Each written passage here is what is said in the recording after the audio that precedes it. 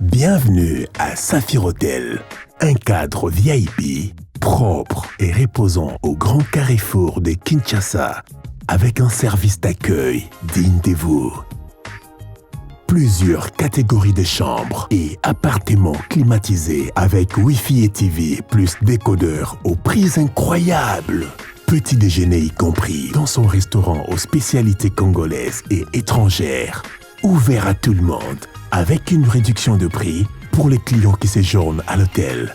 Notre adresse, A4 avenue Ikelemba, quartier Matongé, commune des Kalamou. Téléphone 84 710 99 99 81 600 8000.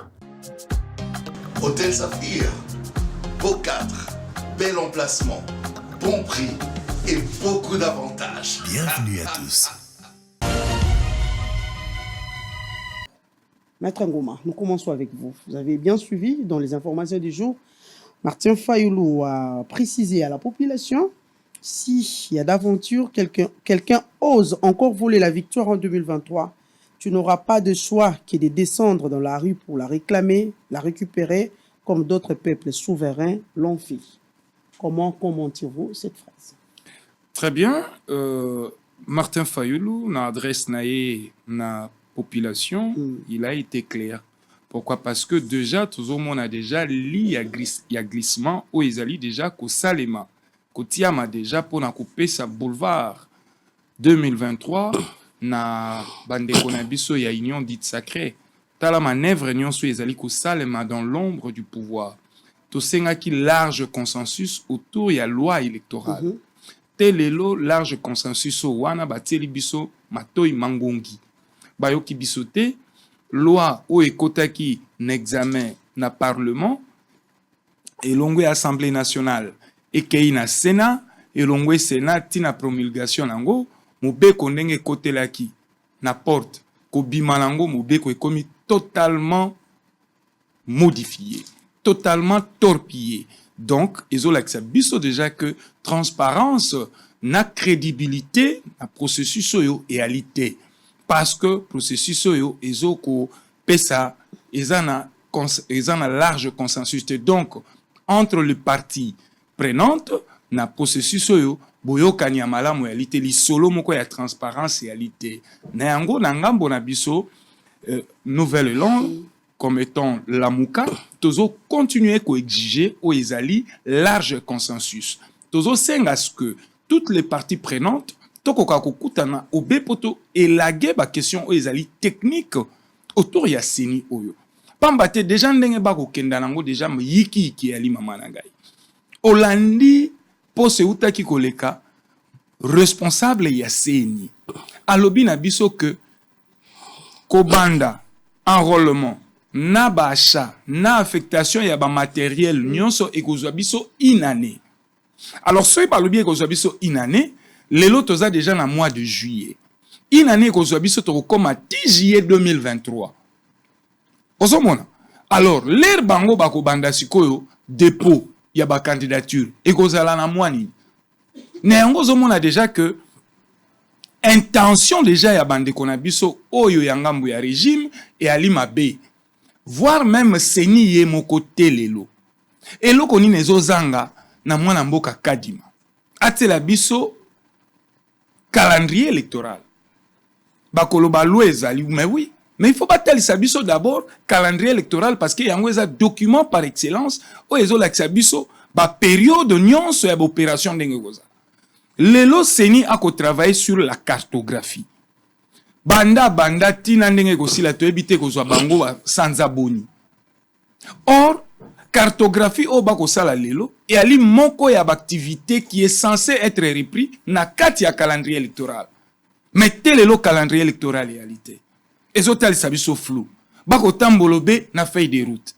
Tango alobi na biso ekozwa bango inane ko banda achat ko benga ba entreprise pour ba souscrire bango ba passer ba commande pour na ba achat et puis to kenda na ba enrôlement. Mais bazo bisabiso na monoko sengeli ba sala na biso na ba discours.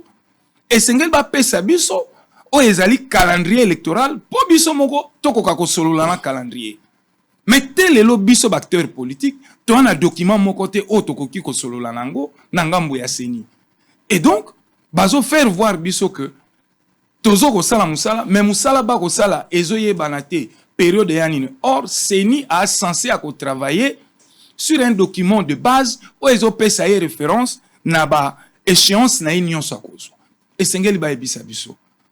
Enrôlement et cause biso mois boni combien de temps et sengeli ba ebisa biso que recensement aussi recensement nyonso wana et sengeli ba ebisa biso logistique na bango et cause bango ba ko affectango na ernini toza na problème souci ya audit ya fichier électoral. Est-ce que la feuille de route d'abord est respectée?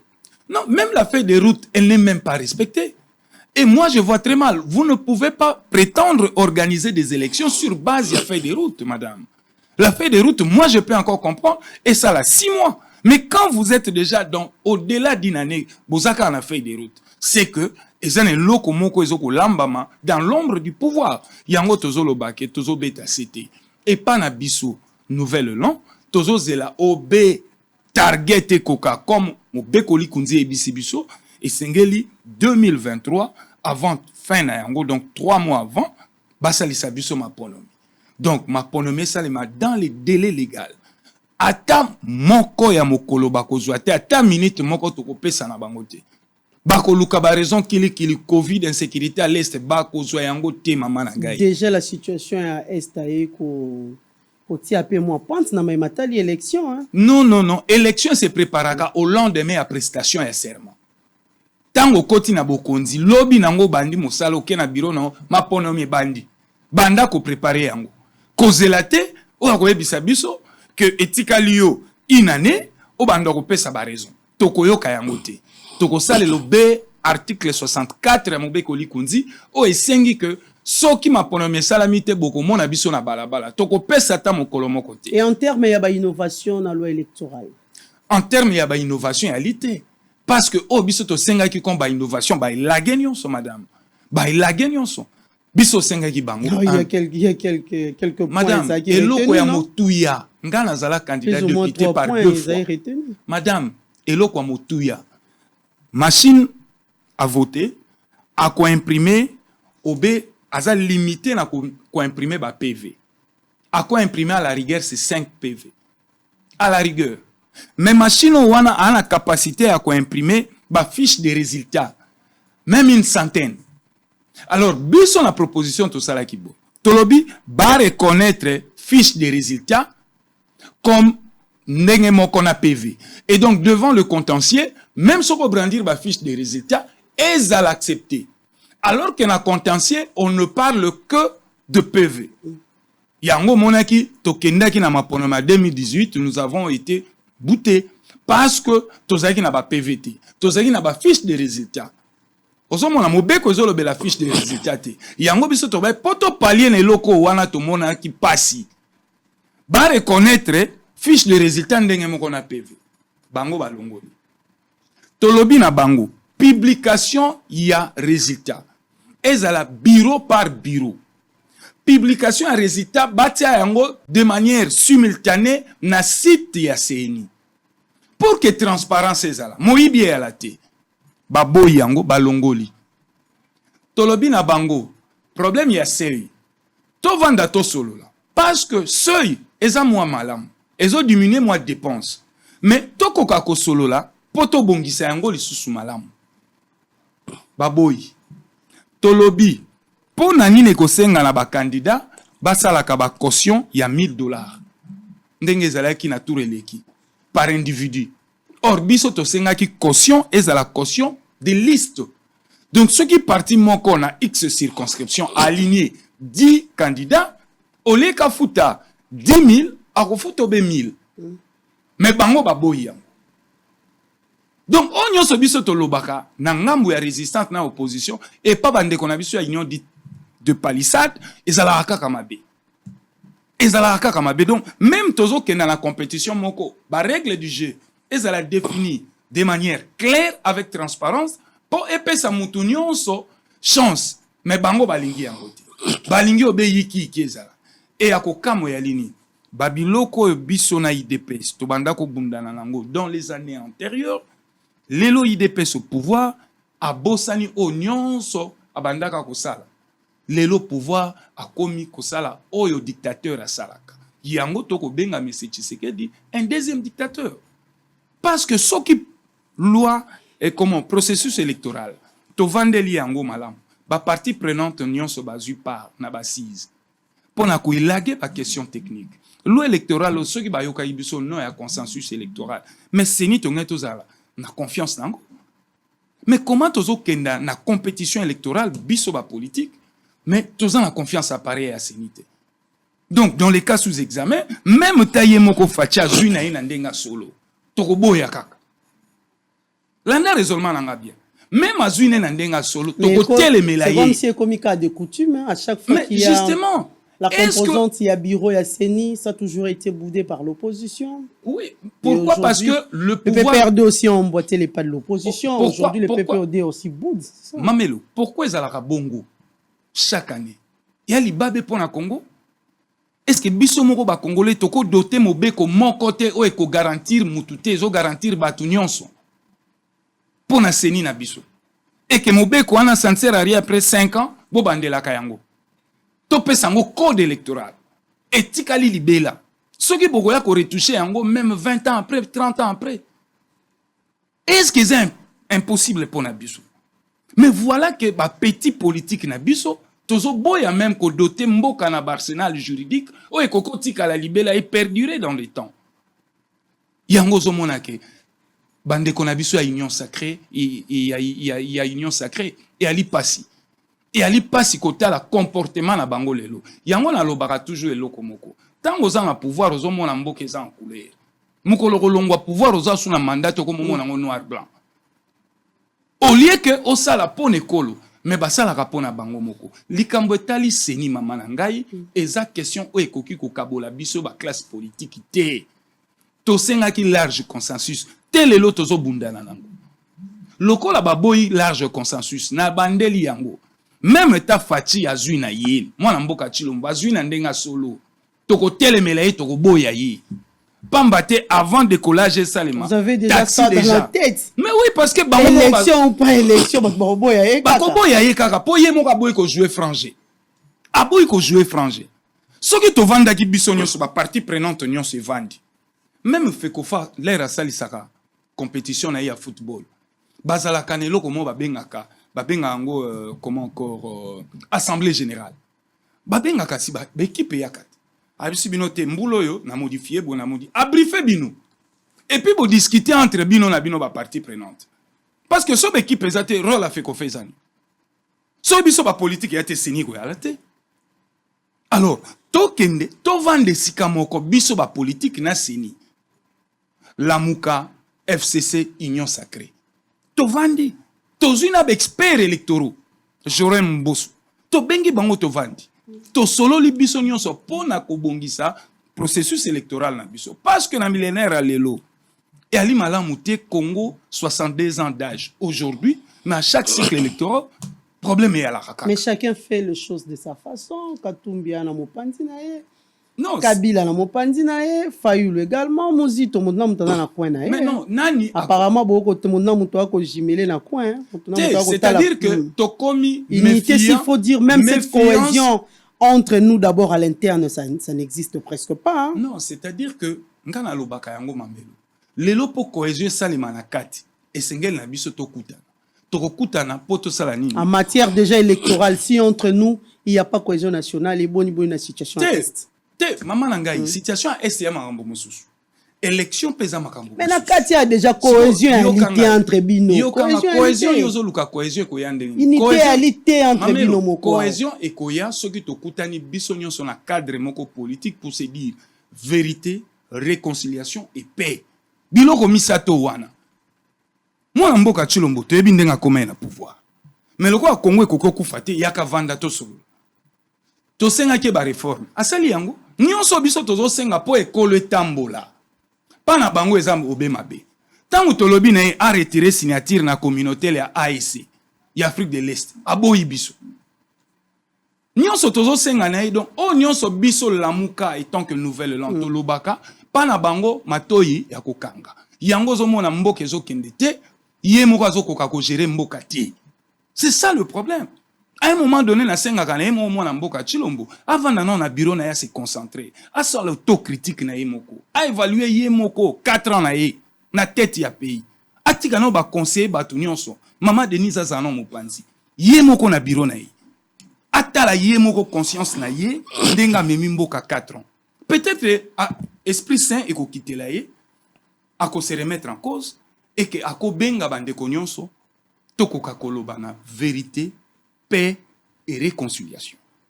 Voilà, on a compris. Merci beaucoup, Maître Ngoma, Maître Mike Kamanga. Tout à l'heure, qu'au débatteur on a plateau, moi Mboka Ngoma, l'Olenga Lobeli par rapport à l'innovation et à salami la loi électorale, Ngoma Lobi, innovation en a malonga te, surtout que nuance opposition en Sengaki, prendre en compte te. Si quand ok, na mopandi na bino s'il faut dire. Par rapport à l'innovation, boni bino surtout na rassemblement pour la souveraineté et la démocratie, beaucoup jugé réforme sur la condition à recevabilité de liste où il y a 60% au porota de sièges à pourvoir, parce que si partout à Mekié 60% n'a habité, comment vous allez vous retrouver vraiment? Merci Mamelo pona motuna otuni. Biso d'abord RSD tozali parti politique moko o tobota misika. Mais o tozali ko soutenir mokonzi ya mboka o ezali Félix Antoine Tshisekedi Tshilombo. Na ko répondre yo partant ba innovation. Tozali na kati ya kovanda kotala o esi esalemi. Na niveau na biso, certainement, na niveau na biso, local la tozala qui parmi ba décideur te, tozali na choix te na ngonga oyo. Na ngonga oyo tozali na obligation ya ko s'incliner na oyo salemi. Mais comment vous compétir na contexte de Tiwana? Non, wana ezali. Parce que c'est un nouveau parti politique. Certainement, wana ezali na oyo et ko salema to oyo ezali travail na niveau interne pour la trouver solution. Comment faire face à la condition où il Sami wana. Voilà, vous allez faire face et dites-nous aussi comment vous allez aligner, s'il faut dire, les 300 candidats députés nationaux pour que la liste soit recevable à la CENI parmi l'innovation et la loi électorale. Les 300 candidats. Certainement. Vous allez voir comment il y aura des alliances encore ou comment? Certainement, ceux qui nous élèvent comme mésalité, s'il y aura possibilité de faire l'alliance, tu as une obligation de atteindre l'objectif Nabiso. Est-ce qu'il y a eu un consensus, s'il faut dire, avec le Sénat après monture, il y a la loi électorale, ils allaient qui voter dans l'Assemblée nationale, promulguer puis publier dans le journal officiel. Est-ce qu'il y a eu consensus avec le Sénat? Certainement, consensus c'est Salemaki. Quand vous citez Bisika Nyonso avant loi et la publier, de promulguer, et tambolier l'équipe Bisika Nyonso Sengela qui est le cas pour être écomana Bisika ou écomi. Voilà. Maître Ngoma, je reviens à vous. La questeur adjointe de la Commission électorale nationale indépendante, au monde qui a lancé qui opération inventaire et en matière électorale, est-ce qu'il y a, n'est-ce pas que ça a signe visible, s'il faut dire, qu'il y aura effectivement élection et les élections se feront dans les délais? Non, Mamelo, on est à la distraction. Distraction? On est à la avec tout ce qu'on est en train de voir comme déploiement, avec avec les staffs de la CENI? Mamelo, mon candidat o ezali mon candidat de base. Et ça, calendrier électoral. Pour passer là, ce calendrier électoral, il y a un bon côté. Tozui la fameuse loi électorale. Tozui yango. Mais bango peut pas faire biso ya biso. Parce que biso ba politique, tozo zelobe mon candidat wana. Basa l'inventaire, basa la cartographie, basa la nyonso, et sengele à la calendrier électoral. Mamelo, organiser ma ponomi, ezalaka sur base ya calendrier électoral. Calendrier électoral, c'est les documents par excellence nazo bandele yango. Nyonso boko sala comme activité, nyonso boko sala comme opération, eza censé ezala repris na kati ya calendrier électoral. Nako tuna mwana mboka Denis Kadima. Yé cartographie ou yazo kenda ko sala. Au sala sur quelle base? parce que calendrier électoral est athée. Or, les obosanake, les activités moko, elles sont censées être repris dans le calendrier. Pour toi, délai nae, période nango, abandi yango quand et kosuka quand. Calendrier électoral n'est tali sakabiso que élection ezali, to élection ezalité. Misusu ba kovanda ba koloba ke mwana mboka Kabila a organisé l'élection en 7 mois. Mais Kabila azalaki déjà prêt pour ma ponomi depuis 2014. Parce que en 2015, moi j'étais allé postuler comme étant indépendant dans la députation provinciale. Bien que Valia biso bala. Bambongo zonga ba otala bilongité auto PSAT, auto PCT, balé biso bala. Mais au moins bazalaki déjà prêt pour ma ponomi. Yango monaki à 7 mois sans problème à organiser biso élection. Bien que tu décris qui n'ango est chaotique tout ça mais au moins ma ponomi salamaki. Lelo Totikali na 1 année et 3 mois ya fin ya mandat au calendrier électoral est athée. Alors, si vous ni les autres biso élection et ali. Wana na koloba calendrier électoral. Soto ke kotam pifou. Ministre de Finance Nicolas Kazadi. Aloba ki na biso abakoti ya mosolo. Omona ki bango ping pong ndongwana ki bango te awo. Yé na bato aseni. Ate biso tozu elokoti. Ate pona maponomi tozu le côté mais oh apesa ki biso ezaki pour na fonctionnement. Donc jusque là tozo yebana nuté tozo kenda wapi. Ma ponomio ba kotalisa biso tisiko ezaka na mutu al kadima. Pas biso na ekotité. RDSA il a l'argent pour faire face na makambo sur Yassini. Mais surtout pour l'organisation. Surtout pour l'organisation des élections mbongo yali. Pambate ba somba ki ba palissade. Concert à Wenge Ao. 582 millions de dollars et bimaki. Mbongo e ali mama nangai. Pona mbongo kutu fo masolo. Question zakaka ba définir plan ya décaissement de fonds pour na seni ba pesaye comme ça bango ba banda boulot na bango. Maintenant ko bandela sous calendrier électoral potozo yango ezo senga mbongo te. Costume cravate Denika di mavandi ba sel la biso calendrier. Sans le calendrier électoral na maboko nangai mama nangai na kolota ke élection te na 2023. Na kolota ke élection te. Pamba te bato yo baza na volonté au sel la biso maponomité. Baza ta na volonté mukete. Depuis to bandi année comment mandat oyo lelo 4 ans senya zongulu makaka. Na makambe comme na est ozoka su yokutu na plateau na yo ça va encore au remettre question ya seni. Mais na ba plateau nyonso ya radio ba télé tout ça là. Et beta maka susté. Tokomi kaka tripartite Angola. Bunagana, Niragongo. Tobosani nyonso. Félicitations mamelo ndongo zongisi temo ya seni. Parce qu'il faut to bete la bango bayoka ango. La loi électorale a été prise en compte et quand il y a un journal officiel, on doit en parler. Hein. Oui, mais ba misus ba ko bete yango te. Et puis loi électorale on to mesana ko yoka ba promulguer numéro ordonnance papa mais oyo ba bimisika ordonnance ba tangeli biso numéro te ba élection ka l'enveloppe suppli et que kuna ba publier. Car cela ne tient, ils ont déjà publié, ils ont déjà force il y a loi. Voyez-vous? Mais maintenant il faut total à côté il y a seni après ça biso calendrier électoral. Donc Denika di matika distraction aux alango o me marabiso yiki vanda na bureau na yo bo produire biso loi. Qu'est-ce que j'ai dit? Le calendrier électoral. Ce qui a monanité maman nangai, c'est ni ezan eloko te. Même tout à l'heure balobaki, Denika di malobi apesi bango mbongo. Ma pesi bango mbongo. Ce qui a ma ponomi. Sur quelle base à document? Parce que calendrier électoral y a un dévi à seni. Calendrier électoral y a un dévi à seni. Donc tant calendrier bimi na moni kete ba séquence nyon soit respectée, délai constitutionnel et ali, ngana zui mo solo to vani na gouvernement. To beti li solo à plan de décaissement de fonds, to ti mo solo. Et puis Seigneur bandi musala na e. Maman nanga lelo na ko bando démontrer bino yango que ma ponomi ko zala te na 2023. Voilà, merci beaucoup maître. Na chité wan. To ke na logistique. To ko sala vote électronique. Ba machine à voter o to zalango, il faut ba réparer yango, il faut ba remonter mususu. Et je parie fort que sur 100% ya ba lo wana au moins 60% vous allez à Robeba. Il faut benga ba entreprise, ba ça l'appel d'offre. Ba entreprise il faut souscrire. Ba ko étudier dossier au cas par cas. Ba o ba ko zo marché et sengeli ba bima libanda mboka ba kendo passer commande. Ce qui va passer commande et ko zo temps. Ti ba ye la rabiso ba machine.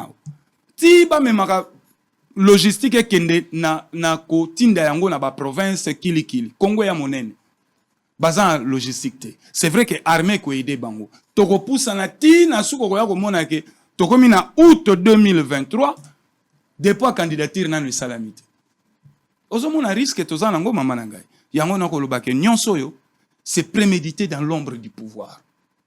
C'est prémédité dans l'ombre du pouvoir. J'ai dit. Voilà, merci beaucoup, Maître Ngoma. Maître Mike Kamanga, vous êtes de l'Union Sacrée. Co-débatteur, non, tout à l'heure, il a dit qu'il n'y aura pas les élections en 2023. Mais en matière, il y a financement. Si la RDC a l'argent, Mbongo Yali, parce que Palissa de Sombaki, BJP, il y a l'État, s'il faut dire, et Mati Penza, Mati Makasi, et sans le calendrier électoral, Mboka Oyo, et Kokinde, Namaponamite. Nazali ko mettre en cause Oyo co-débatteur à lobby. Na kota la ba gestation, Ezali ko salema, biso ba ya RSD, tozali parmi ba Oyo bazali ko soutenir que lobe kumokonzito loi yamboka ezala réellement respecté. Les élections esengeli et salema dans les délais constitutionnels. Ezali oyo bandeko bazali ko banzate. Déjà na oyo nyonso ko débatteur à lobby awa que na oyo salemi tito koma esika to komi ata mokonzi yamboka a gagné ba côté le melayango. Côté Malango, pourquoi? Parce que baza opposition, parce que bazali contre Olozali ko salema. Comment en même temps, boli to ke na élection, en même temps, bozali ko senga mai oyo ko sala ete, to même mabiso na glissement, élection et salema na ngonga o esengelité. Biso na ngambu na biso batu ya RSD, au la carte Union Sacrée, nous affirmons et nous continuons à affirmer que il y aura bel et bien élection dans les délais constitutionnels. Voilà.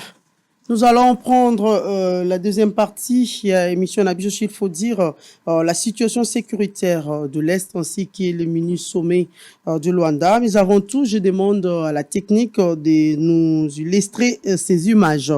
Il y a échange citoyen spécial nakati ya Université de Kinshasa où ils allaient se tenir tout à l'heure nakati ya Université de Kinshasa. Cet échange où ils allaient salama grâce à l'IGF ainsi que la société civile. D'ailleurs, vous avez vu échange citoyen spécial IGF société civile face au corps académique, aux scientifiques, administratifs, techniques et étudiants. Voilà. Nous allons prendre notre deuxième thématique, la situation sécuritaire, ainsi que le mini-sommet de Luanda. Maître Claude Ngoma, je commence par vous. Situation nini ya koleka sikoyo na kati ya Bunagana après rencontre entre les trois présidents, il faut dire les présidents angolais, le président de la RDC ainsi que les présidents du Rwanda. Maman Nangai, l'heure est grave. Partie est de la République démocratique du Congo et Aliko Bela, c'est-à-dire Congo Moïmbebeli. Na likambo etali insécurité na est yamboka na biso, question oyo bandeko na biso ya régime bali ko diagnostiquer yango mabe. Ba ko diagnostiquer yango mabe, yango zomona ba remède bazo pesa ekolo ezo koka ko bikate. Ekolo ezo bela kaka ko bela. Parce que diagnostic eza ya mabe, remède pe bozo pesa ya mabe. Ndakisa. Mini sommet ya Luanda. Tolobi insécurité à l'est de la RDC. Eyebani lelo mokili mobimba ba pays oyo nyonso ba dongolo miso na biso nyonso ba chaka biso ziki na ngambo wana. Rwanda, Uganda, Burundi. Eyebani bango nyonso. Mais bino ler bokei bolobi te pona kime kota na SF to solo laka kana Rwanda. Mais déjà bo beti fo boké déjà mupanzi. Boké déjà mupanzi parce que Uganda pas na kati. Rwanda za na kati, Burundi za na kati. Kota la kaka ba groupe rebelle o izawana. Osomona. Mais bolobi te tokende to vanda na Rwanda. Allez, bolobi ote fameuse feuille de route moko tokotia wana. Mais maman nangai, wana nyonso ya distraction moko pure et simple. Donc moi na mboka Chilombo bazo ko berner ye. Eza marché moko ya ba dupe. Ba ko dupe ye. Poto zwa kimia na mboka na biso. Esengeli na biso te to kendaka na ba table belé à négociation mamelo. Esengeli na biso ba table à négociation te. Eza te na ba pays ya ba force étrangère nde ba ko pesa biso kimia. Non, moi je ne crois pas à ça.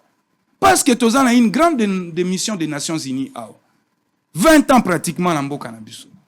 Mais la situation est s'améliorer. D'où l'homme politique et l'élite intellectuelle congolais bakoki biso moko tokoki ko vandate to réfléchir comment toko bimisa mboka na biso na kati ya crise oyo to yango ya insécurité. À un certain moment il faut to kangana ba frontière na biso to vanda biso moko en interne. Par manque d'organisation na kati ya mboka na biso interne. Lelo le pouvoir, l'autorité de l'État n'est même pas instaurée partout. L'autorité de l'État est quasi inexistante dans plusieurs recoins du pays. Donc, les acteurs politiques, l'élite intellectuelle, au lieu que to kenda to binaka, to vender moko parce que zamboka na biso. Ndako na osoko kombi yangote mopaya ko ya ko kombele lwangote. Tozana na problème na mboka na biso awa ezali kambo ya mabele na biso. Et toko komaka obe fort na République démocratique du Congo ba pays nyonso ba kobanga biso mokolo oyo tokotia en avant-plan l'armée. Jour mboke kozwa mapinga ya solo. Nde mokolo wana ba kobanga Congo. Nde mokolo wana Congo ekokoma Congo. Nde mokolo wana souveraineté nationale ekozala régner. Depuis 60 telelo tozaka na armée te na mboka na biso. Depuis 60 Lumumba, Premier ministre. À quelques mois, éclatement Salami. Rébellion et bandit. Par manque d'armée, Lumumba kenda ko senga aide Libanda, mais Simba kite. Mobutu ndenge moko. Abande ko bunda zo armée atiabwe. Mais armée yango akokeki peka ko bongisa yango te. Kabila ya benganie. Parce que armée ala kite. Soki tozana mapinga ya solo. Souveraineté na biso ko leka partir wana bako to sa biso. Mais au-delà de ça, et sengel na biso petolo bango, il y a un faible leadership au sommet de l'État. Na buyo kaka sonité pona koloba yango, il y a un faible leadership au sommet de l'État. Pose à la mokonzi soki lelo za président de la République et sengel na oza na sens moko élevé ya management. Alors que Félix c'est pas un bon manager. Osomona parce que tangu yiki kezo na mboka na biso bino bozo kendaka na ba table ba négociation kiliki. Vous négociez avec qui? Vous négociez na moko ya bato azotia yiki na kati ya RDC. Lelo toloba yango bona Kagame to sokoli bilamba to vandi na emesa moko to tina sending biso ba kinwa tolobaka Kagame pas tient assez. Est-ce que la guerre est aussi là na Est à Congo? Parce que Ouganda azali, Burundi azali. Alors, potos anelikia ya kozwa kimia. D'ailleurs, les tueries ne s'arrêtent pas. Mais justement, maman Nangaï. Hier, en Ituri, il y a eu 5 personnes tuées. 5 personnes tuées hier. Mais avant hier, il y a eu, avec les ADF, enlèvement de 111 Congolais. Bakena bango, tisko non basengi barançon te. Pour pratiquer, on est à la ramine, enlever, puis commencer à barançon. Et que l'autorité de l'État n'est pas instaurée. Alors, pour les autorités de l'État, et Sengel Nabiso, toi, appuyer na curseur à l'armée. Nous devons avoir une armée forte et dissuasive. Nous devons occuper cette armée. Et Sengel na FRDC Oyo. Cette armée n'est pas forte. Non. Comment ça? Non, Makoki, Azana Makoki Sengeli. Ah, il a prise en charge et solo te. Non, armée Zakamakasi na niveau Bibundi. Nde yango esala makasi armée. Armée loko esala makasi nango eza budget na yemoko. Mamelo tala ke biso moko tolinga mboka na biso te. Zo budget national. Tala na kati ya budget national pour la sécurité nationale na armée ba pesa à combien? C'est insignifiant. Na budget national na armée. Or soko tali ba budget ba mboka nyonso. Et loko aliboso zo ka budget beleza armée. Et loko mi balé zo ka budget eza enseignement. Mais pas na biso pyramide renversée. Botambola ba jipa cher mais bozo ko bongisa armée te. Yo moko somba bandako kili armée bozo koko bongisa te. Oh le peuple ndengeni. Tout ça quel genre y a peuple. Et c'est pourquoi biso la nouvelle classe politique tozo yana monté moko vers Tunisie pour que tour la qui saba oh bazali bozo kokate bozo trahir ekolo na bino. Mais les M23 les abimi na ba réseaux sociaux, j'espère que vous avez vu l'article belé bima na ba réseaux sociaux. Courage s'il faut dire les kilos bon bazwa ki wana pour faire la réplique. Mais, je ne sais pas s'il faut dire n'est-ce pas que c'est une façon ya ko blaguer avec le gouvernement congolais. Mais maman nanga l'air na lobby manque il y a leadership soutenu au sommet de l'État. Ils prennent le courage. Lelo Bunagana James Kabila a parlé. Oui, je vous dis Lelo Bunagana un mois entre les mains il y a ba M23.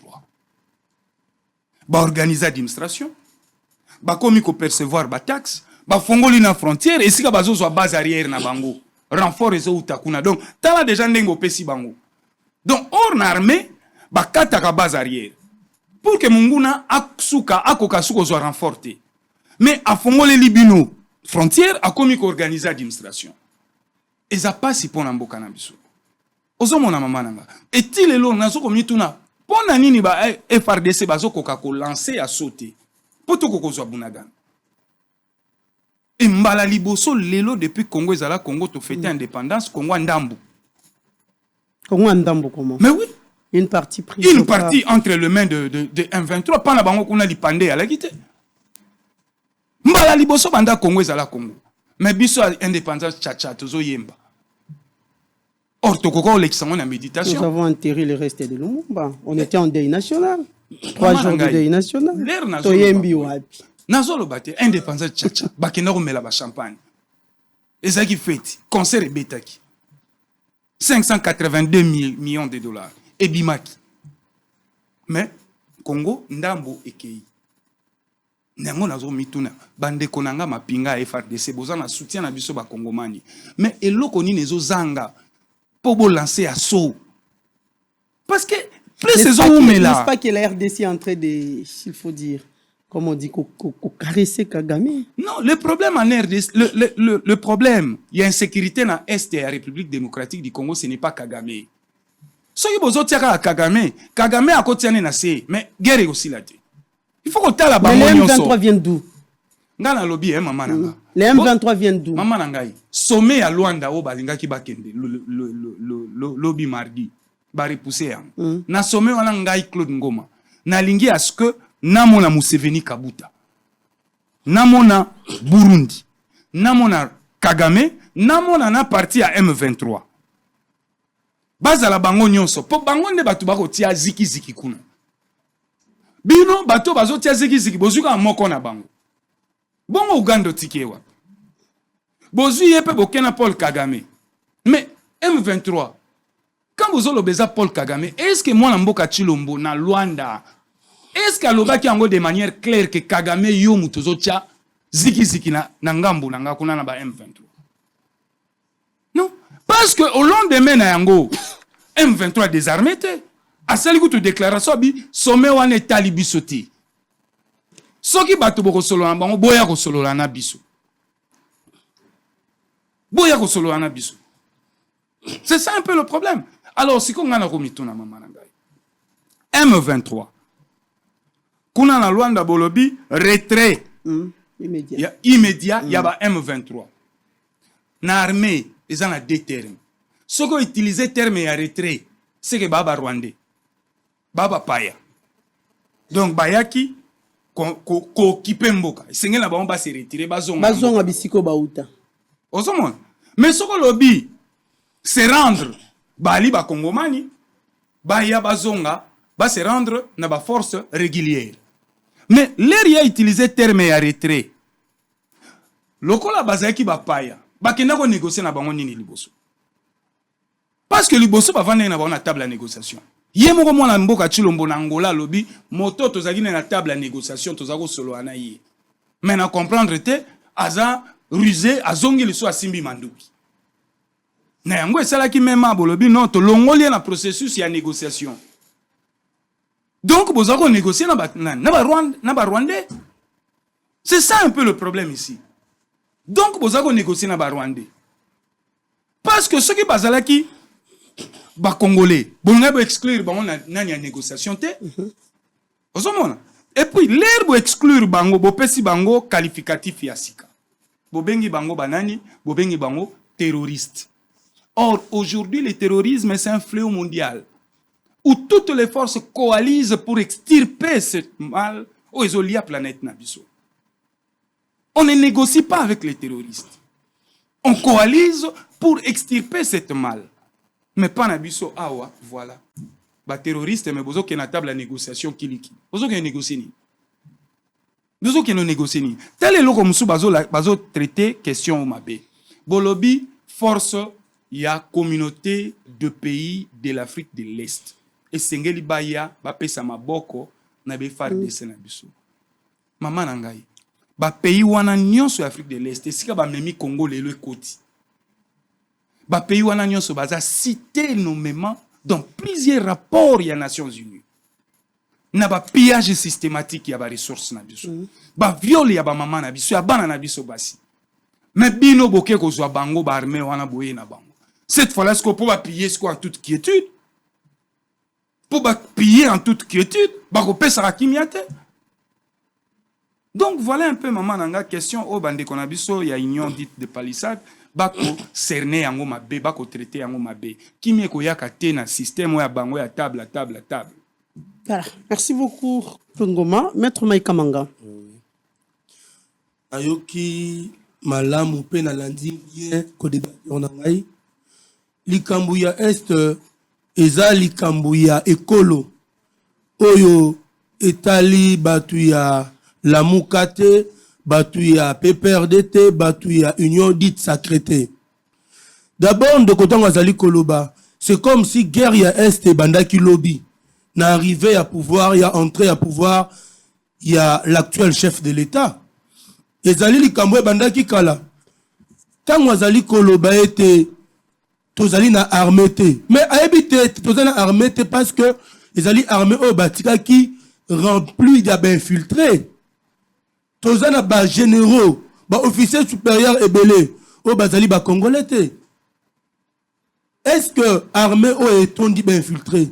Pourrions-nous réellement causer là et loko ya malamu e bimana sima ya batuana? C'est la question à se poser. Si et seulement si que tous nous sommes congolais. Tolingete kimia ezonga na ngambu ya est esika bandeko na biso ba mama ba papa bazali ko kufa mikolo na mikolo. Pourquoi pas to lukato vanda elongo pour la kotala ba mécanisme ba stratégie il faut utiliser.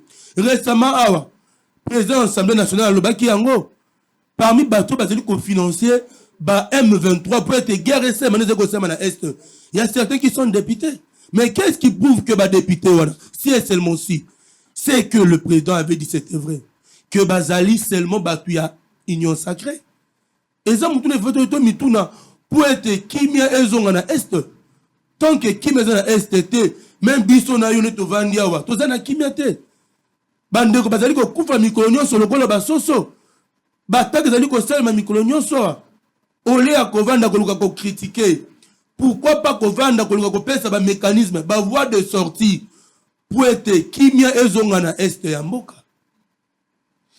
Qu'est-ce que le Rwanda nous cache derrière sa position? Le Rwanda, il est clair. Dans ce qu'il fait, nous avons dit, le chef de l'État a dit que le M23 Azali soutenu par le Rwanda. Nin o Rwanda, le Rwanda lingina biso. Nin o Rwanda lingina biso. Ezali ya ko estorpiller, ya ko iba, ya ko botola oyo ezali parce que na sima ya guerre oyo. Tu évites nini aussi Rwanda zui et pas na biso. Mais biso oyo to vendre likolo ya bomingo. Tozali ba bénéficiaire te.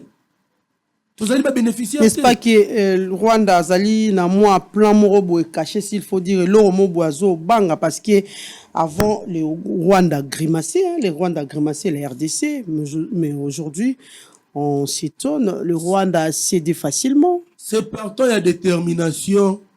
Ya mukonzi ya mboka tango yaki alobaki ete pour que la guerre revienne à l'est du pays s'il faudrait donner ma vie pour cela à kosala yango et le kozali ko bangisa Rwanda. Qu'est-ce qu'il a déjà fait? Qu'est-ce qu'il a déjà fait? Après les négociations oyo après négociation Bunaganda bazui yango yango nazali koloba mamelo ba récupérer yango après parce qu'il y a le cas de tueries et ont continué toujours ainsi que des enlèvements. Le chef de l'État lobaki yango soit la paix totale à l'est du pays, soit la guerre totale. Mais pourquoi te bango bazali ko banga guerre ezalato totale? Parce que c'est que le chef de l'État veut, il veut que la paix totale revienne à kati ya mboka na ye. C'est ce que le chef de l'État veut. Merci. Maître Claude Ngoma. Maman Nangai, tangu nayoki débatteur Nangai alobi atisite Mboso, na se rappelé ne loko moko yango nazo bake hypocrisie eleki makasi na ba institution na biso. Citoyen Mboso akei mosika. Liboso alobi, chers collègues, quittez les groupes armés. Aye sou koloba ya mibale. Alobi, cette fois-ci, toko kanga bino, toko livrer bino na justice, toko dénoncer bino. Donc, citoyen Mboso ayebi. Ayebi, pourquoi Tilelo a obo ya kotia liste ya ba député wana nyon sur la place publique? Qu'est-ce qu'il y a? Il a peur? Mais justement, il y a une hypocrisie. Donc, lokola Mboso ayebi ba député wana. Donc, même moi, Mboka Chilombo pas yebi ban. Parce que Mboso, c'est qui? C'est un président de l'Assemblée nationale. Tant qu'on tenir ba propos à Bongo.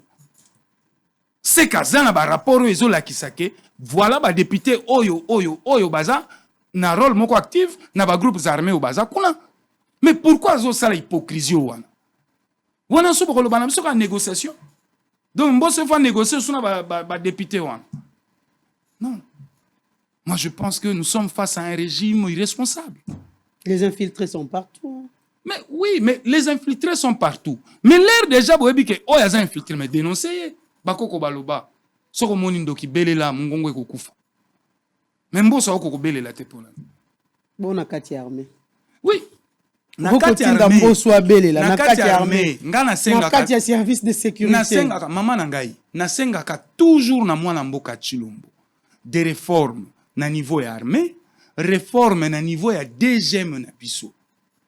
Réforme na niveau ya ANR na biso. Na lembaka te. Na pesaka toujours. Bango le baza une opposition. Baza ko proposer te. Mais moi na mboka Chilombo aza na chance. Akute na ba biso boye tozo pesa e makanisi.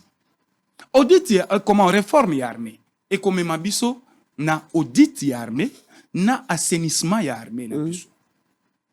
Et écoutez, ok, voilà, il faut recruter. Et recrutement au biso tozo sala na armée, boko sala recrutement na niveau ya ba université. Ba recrutement boko sala yango na niveau ya terminal. Bano bako sala diplôme d'état lelo o bako zo diplôme d'état. Quand vous assainir armée na bino, bozui bano ya bino boti na musala. Kende na université à Kinshasa, kende yelka, kende na ba université, ba faculté nyonso recruter bango. Mais po ba oyo ba kokako ya ko servir sous le drapeau et sengeli na bino na nzela ba réforme bo créer ba conditions d'attraction. Moto alu l'armée ayo ke lengi ya ko servir drapeau. Mais tango moto azo mona déjà que o azo servir drapeau, à côté la tenue déjà kaki ya malunga te. Ya troisième qualité. Tenia soda sokoto ya soda bebaka te. Tenia soda nzulukaka te. Mais wa biso tenia konzuluka. Ezo laksa déjà des organisations tozana ngo na kati. Toko kenda na recrutement. Recrutement au be na ba université. Na ba année terminale. Nga Claude Ngoma nazo travailler un projet de loi soki lobi na komi député national noko mema yango. Service militaire obligatoire. Au ici diplôme d'état na yo et sengel na yo au sala service militaire. Que ce soit homme ou fille. Homme ou fille. Bana na biso ya mike. Nazo travailler yango. Nazo benga yango école de cadet. Au moni ba internat ndenge zalaka. Les armées azan internat na yi. Bana bazo tanga primaire. Na internat ya armée bako yekola déjà monduki banda primaire. Là vous copiez l'Europe. Mais justement, banda primaire moi na koti na école de cadet. Azu diplôme certificat, diplôme, à quelle université y a armée? Moi non wana le razo bima akoyeba eloko ni ba bengi bibundeli. Ça ne sert à rien. Les loto bandaka kaka kokenda kaka kotindaka ba militaire na biso na ba école supérieure militaire belge royale et autres. Finalement wapi souveraineté na biso, wapi indépendance na biso. So biso moko na kati tozali organiser te. Nyonso wana na pesa ka mayele wana na mwana mboka Chilombo parce que Congo eza bénédiction na biso. Mamelo lala lota Congo. Lala lota Congo. Mukolo robosa na ko lota Congo Congo ekei. Biso nyonso conscience collective na biso fait à niveau wana. Parce que nous sommes un peuple, puisque Tovani na territoire moko. Et Dieu nous a donné ce pays comme une bénédiction. Tosenga nzambe tape sa biso Congo. Nkitanyon so mokili atieli biso ngwa. Mais par manque d'organisation interne, tala biso moko nde tozo kufanza. Tala biso moko nde tole. Oyo yo kaka mamelo babenga ka multinationaux. Lelo ba kongomani esengeli bayeba. Les multinationaux au boyo kakawana et alité au France, au Belgique, aux États-Unis. Parce que même les multinationaux on a besoin d'influencer même politique américaine, même politique française, belge. Ce sont de grandes entreprises. Bato banam kita ebele. Bango anande moto bako diriger planète lelo. Et donc les multinationaux bazan eti monstre moko mona na kati. Bako kyo ya lelo ba sous-traiter yo mamelo. Bati on a ba condition aussi mi mundu ki po bumangande ko na yo. Tala esika o ezali mabe. Na yango poto lité face na ba multinationaux wana biso moko en interne il faut d'abord organiser makasi. Na pesaka toujours exemple moko. Un petit pays comme la Grèce. Un tout petit pays. Mais il est arrivé il y a imposer la civilisation grecque par le monde entier. Tout part de l'organisation d'un peuple. Le lobiso Congo tozo zangelo kwana. Et organisation utarawa pe utako bena mutumoko. Yem tako pesa vision. Yem tako tracer ligne pour mboka. Ti lelo moto wana na ntozuyete. Te lelo moto wana na ntozuyete. Yem moto yako babenga ka père de la nation. A tracer mondelo bino nyonso alignement bolandi mboke développer kei. Ti lelo toko zanga. Un bon leader. Un bon leader. Merci beaucoup Klungoma. Malamboka Kamanga, après les assises de Luanda, Nakatia Bassis, il y a une feuille de route où ils ont qui vraiment mis à la disposition de deux pays, s'il faut dire. Cette feuille de route qui a été déterminée avec comme objectif la cessation immédiate de guerre et les retraits du M23 sur le sol congolais. Est-ce qu'à ce stade, cette feuille de route va servir à quoi encore avec tout ce que nous sommes en train de vivre aujourd'hui? Est-ce important l'élaboration de cette feuille de route? Si c'est quoi importance dans l'état-lissamité, ezali komona na te. So qui fait de route wana ezala ki exécuter ou ezali ko ba ko salema na ngonga oyo et qui ko salema te, mais so que ezali ko salema, ça veut dire que fait de route wana ezali na raison d'être te. Voilà. Tongoma. Bon, feuille de route wana ngasi na lobaki déjà. Beaucoup tania Paul Kagame na tripartite na bango wana na mwana mboka Chilombo et ko bote lokote libungu tulu. Yango monaki au lendemain il y a bassise na bango déclaration na ngambo M23. Feuille de route o bazo élaboré oyo. Et ko zanango na litomba moko te mama na ngai. Lelo Congo to ali na ba corps belé to sali na bato wana. E bote lui se lokote. Tozaku na accord ya munene onga na bengaka la mère des accords. Accord cadre de Addis Abeba. Et puis ça se le côté. Donc, bah fait des routes oignons, c'est ça qu'on distraire le leader, comment qu'on distraire ba Congolais. Yangonga na ko senga na mwana mboka Chilombo. Tika banzela wana ko kendaka na ba table wana. Tika ko kende ba négociation na te parce que zo le kisongonga. Bazo distraire yo. On passe aux actes. Oui, il y a mon temps à lobby le 30 juin. Soit la paix totale, soit la guerre totale. Mais il y a lobby, monsieur. Il y a mon à lobby discours à Mabé. Vous ne craignez pas des dégâts? Non, maman Nangaï.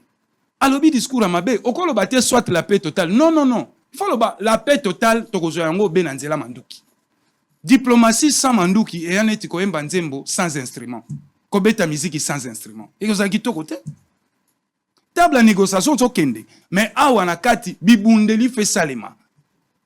yango moni naza ko senga toujours na mwana mboka Chilombo na senga ke toujours limbisanga pona ça fixisme sur ye eza responsabilité na ye a déclaré officiellement la guerre à cause de balier comme biso armée na biso ezali infiltré alors po balier baya déclarer guerre au cause de balier bakoya mais yo lero déclarer guerre te balier bakoya te balier bakoya te et puis t'as la danger mususu comment on a ba dégâts collatéraux te ekoki ko causer na mboka maman na ngai ngana yo atato kufi na malaria ezaka liwa soki toke na guerre po makila na biso esopana po ekolo na biso mindelo nango nyonso ezala mobimba mais c'est une bénédiction au kota lola auquel ikolo pamba to boyi mabele na yo mondelo bakoko na yo bazwa yango mais soki to boyi ko sala sacrifice wana suprême maman na ngai tokotika la baumbu na mabela bakoko na biso c'est ça le grand problème. Tina nino kolingo za na bon moyo vanda bien mais okomi esclave na mabela bakoko na yo te. Nous devons tous omoni likambo ya guerre likambo ya est ngana otoza wa tokendaka wa bango nyonso baza na Gironval wa mais na est kuna ba mama bazo kende zamba te tangu bozolia awa na Grand Hôtel Pullman kanisa ndeko na yo ya mwasi aza kuna na kati ya Bunagana na Niragongo na kati kuna na Walungu na kati azo vivre na condition nini.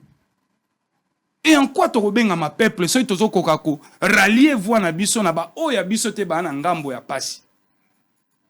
C'est une interpellation maman nangai. C'est une interpellation. Oh baza kuna baza ya biso. Yango na lobarango toujours.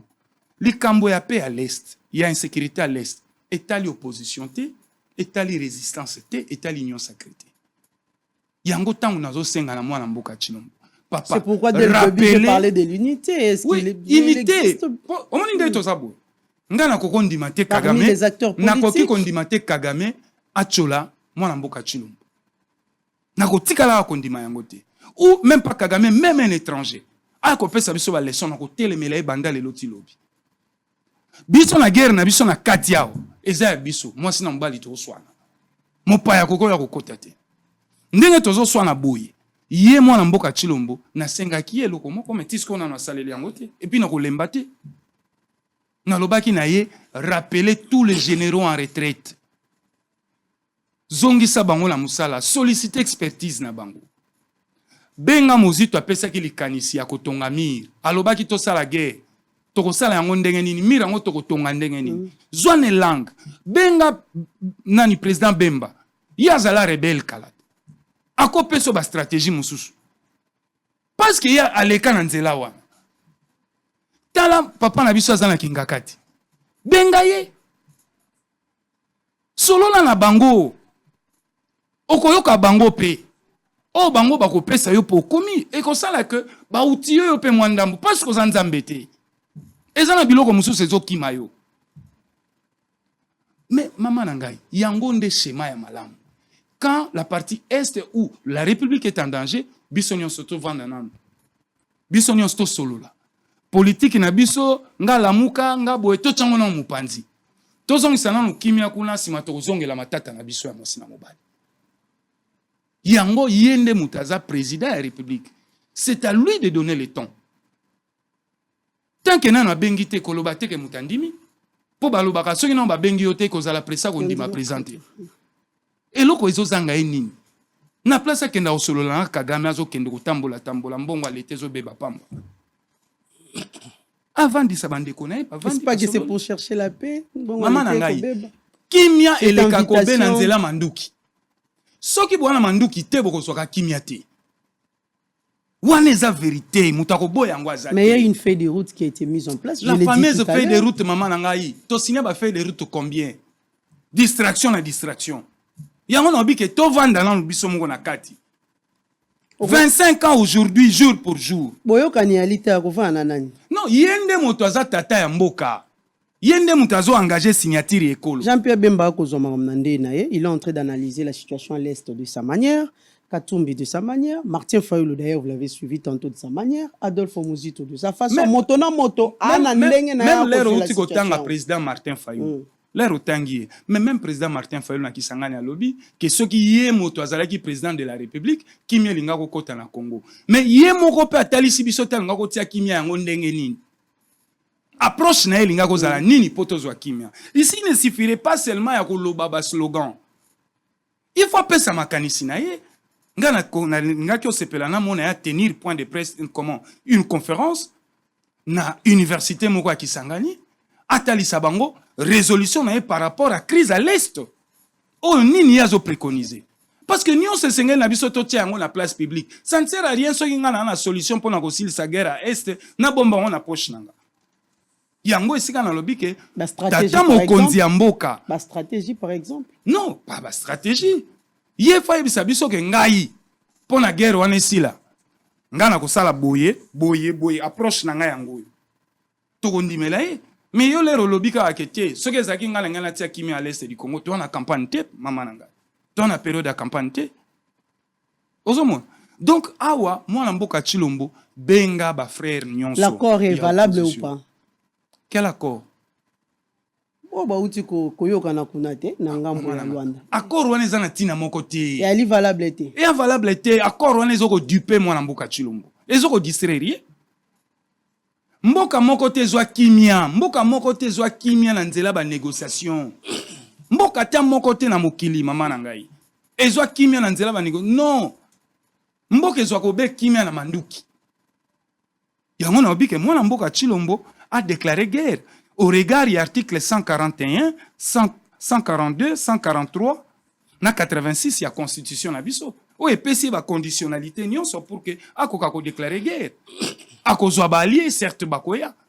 Wana pesa voix mususu.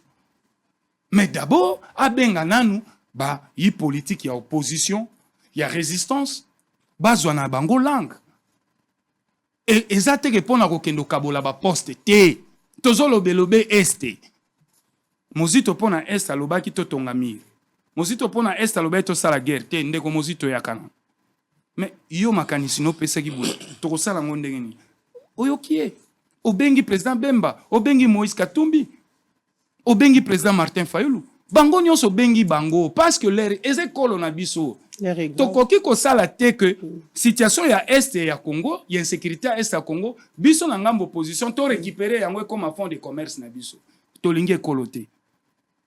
Tokoko récupérer yango te comme fond de commerce te parce que lelo lobinga so na comme président de la République ya RDC na kozala président ya mindelo nyonso na kolinga te na hérité pays moko ezandam pona chite ndeko na nga lobaki guerre oyo mwana mboka Chilombo te mtakuti asalaki yango aya kokuta yango mais yepe soki akoki kosilisa yango te mais atikela biso au moins ba avancer déjà izala ponga ilaire no ko remplacer yé na ba ko continuer na balancer wa mais lelo nana sale le côté et puis ce qui est encore plus grave est-ce que Félix est un bon diplomate? Maman na fouter.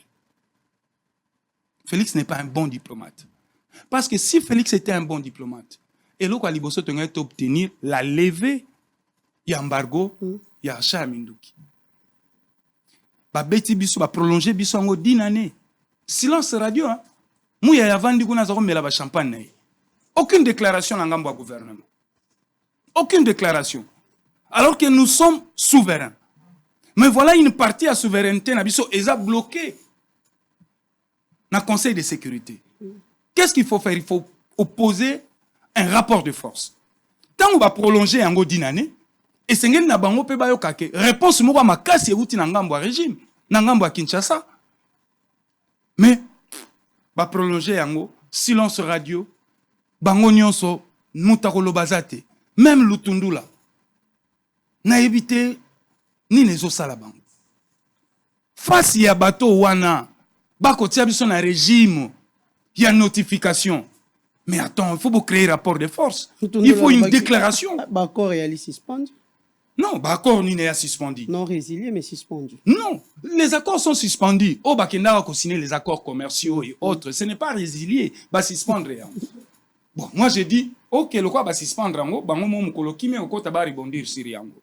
Mais les lots, ngana lingi à ce que tout ça là, tout poser rapport de force na bande konabiso wana ba mindelo ya Nations Unies. souveraineté na biso to fêtaki 62 ans d'âge ya Congo wapi yango tangu bokoki osomba manduki esengelité balobi na bino po bosomba ba arme de précision esengeli na bino bozala na régime ya batie bino na régime ya notification donc le pays oyo akolinga kotekela bino fa notifier bango ba étudier kana bino batikeli bino manduki ezanga tina comment ciel na bino moyen bo protéger yango ezati moyen bo somba ba batterie antimissile yati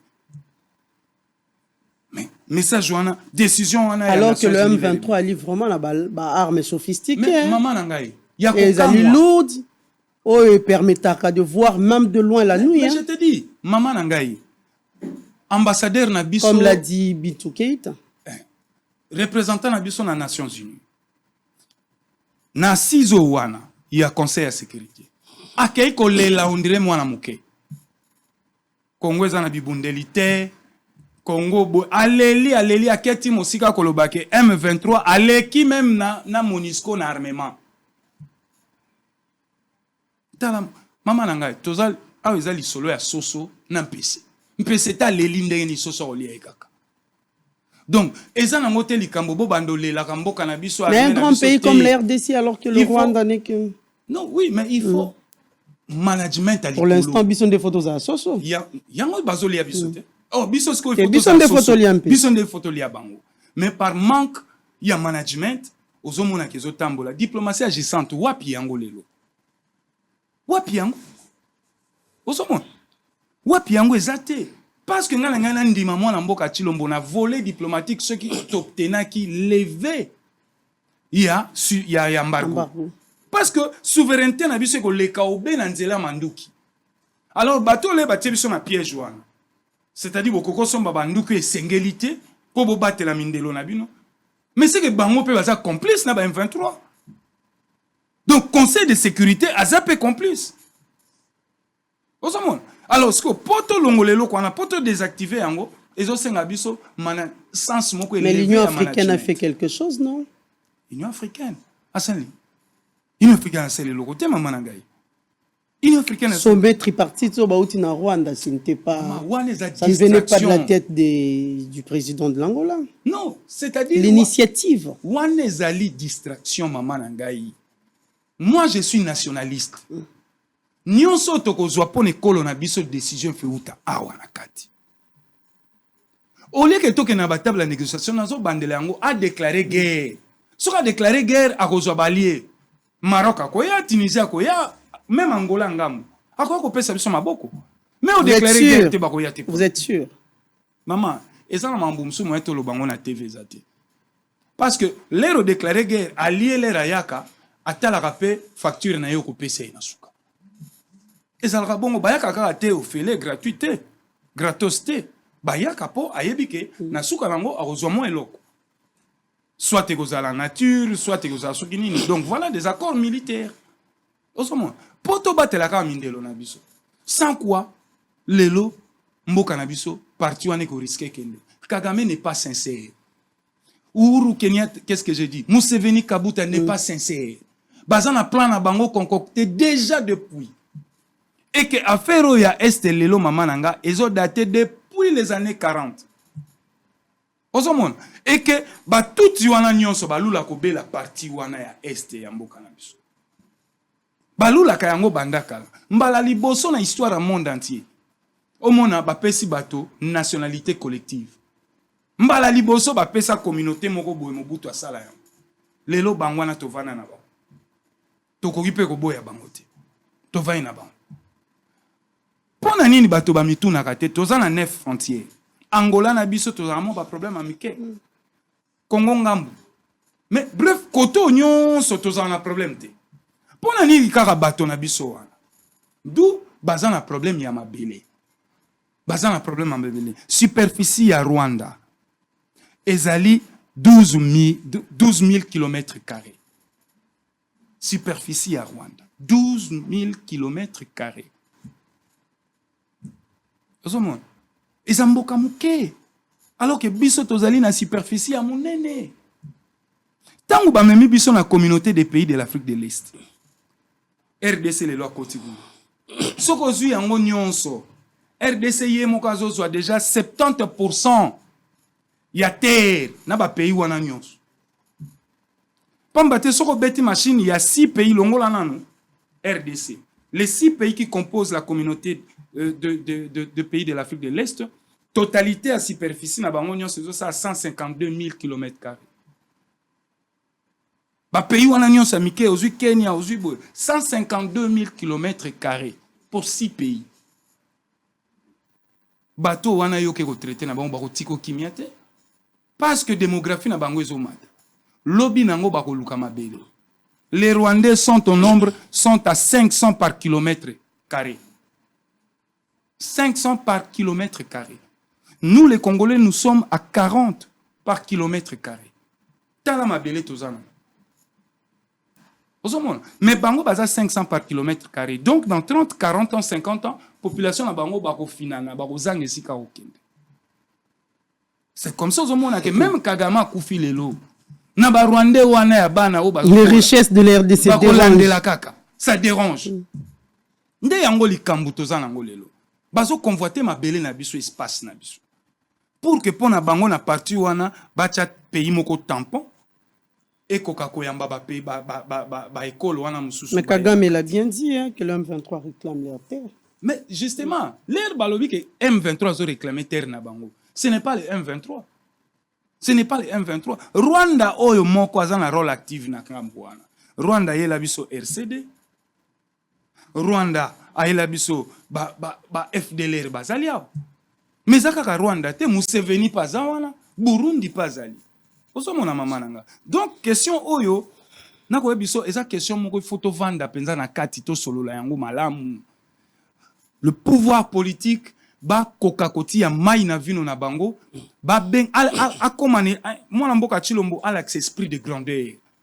A benga bande kone ba solo la ekolo. Aza la sincérité na kokite. Bo edengai. Bo pesa makanisi na bino.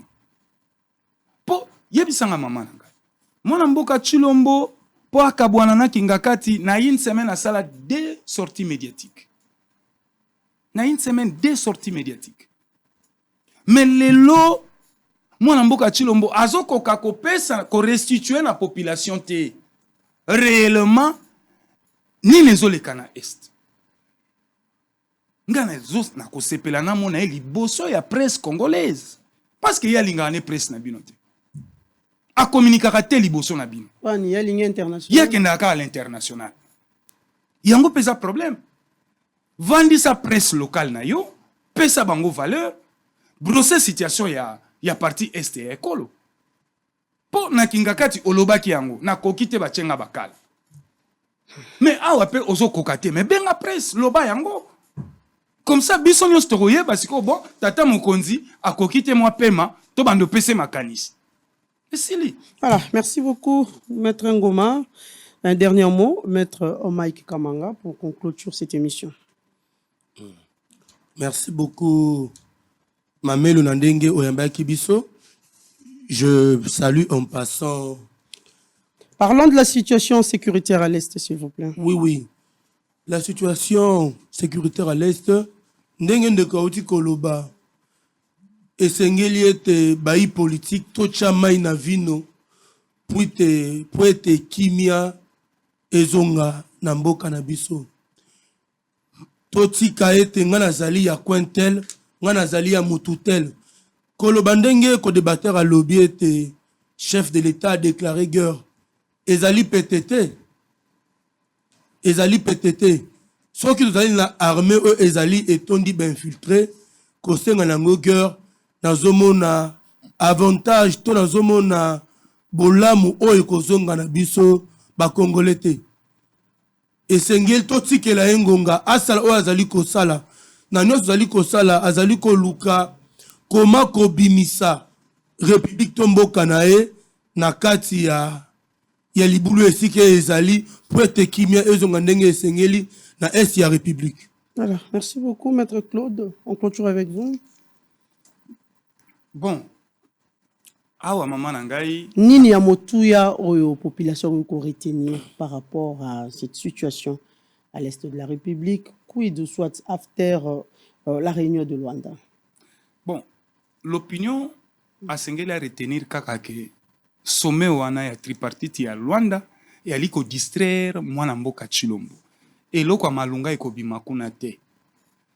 Population renouveler encore confiance na yo na bamapinga na biso ya FARDC o bazali ko bunda na ba moyen de bord na mabondeli na biso na ya binope toti ya kabango. Et les pasteurs, les hommes de Dieu, botika nanu makambo ba campagne kili kili. Oh sorcier oh nini non. Bo ça la paix campagne à 3 jours pour na ko sensibiliser ba congolais o bazali bandimina bino église. Bo solo la paix.